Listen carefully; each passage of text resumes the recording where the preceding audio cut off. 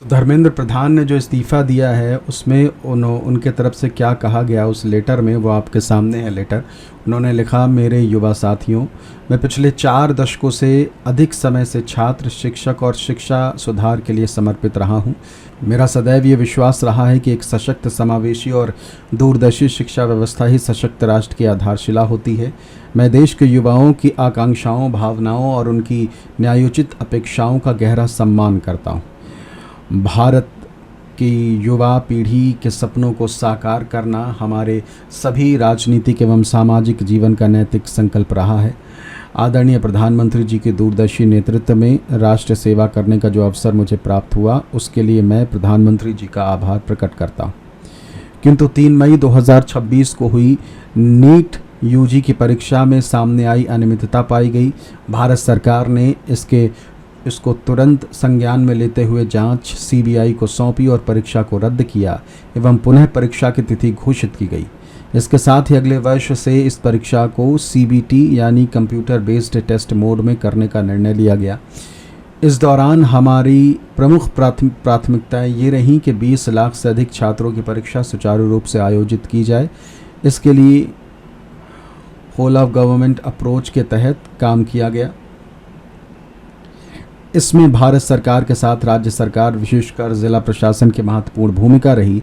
साथ ही छात्रों, अभिभावकों और माता पिता के सहयोग से 21 जून 2026 को ये परीक्षा पूर्ण हुई। पहले ही दिन से इस पर मैंने जिम्मेदारी ली और इस परिस्थिति से कभी मुंह नहीं मोड़ा। मेरा ये संकल्प था कि हम किसी भी मेधावी छात्र की संभावना परीक्षा माफिया के कारण ख़राब नहीं होने देंगे, किसी भी छात्र के साथ अन्याय नहीं होने देंगे। 16 जुलाई को घोषित नीट यूजी के परिणाम संतोषजनक रहे, जिसमें गरीब पृष्ठभूमि से आए कई मेधावी छात्रों को भी सफलता मिली। परंतु इस दौरान भी कई छात्रों को गुमराह करने के लिए जिम्मेदार पदों पर बैठे व्यक्तियों ने बाधा डालने की कोशिश की, जिससे मन अत्यंत व्यथित हुआ।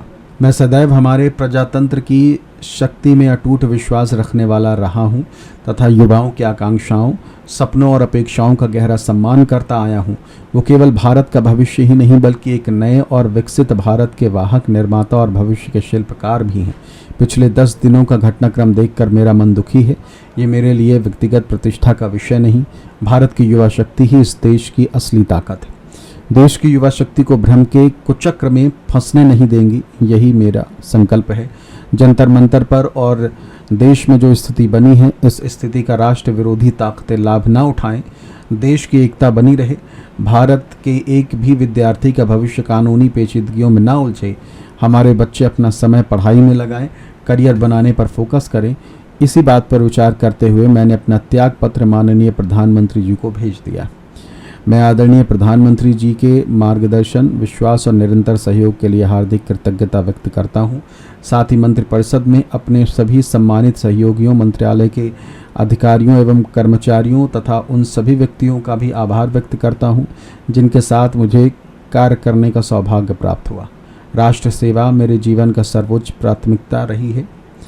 इसके लिए मैं सदैव समर्पित रहूँगा। प्रभु श्री जगन्नाथ जी के आशीर्वाद से मैं भविष्य में भी भारत माता, उड़ीसा और जनता तथा देश के युवाओं की आकांक्षाओं को पूर्ति के लिए हर संभव रूप में स्वयं को समर्पित रखूंगा। आपका धर्मेंद्र प्रधान।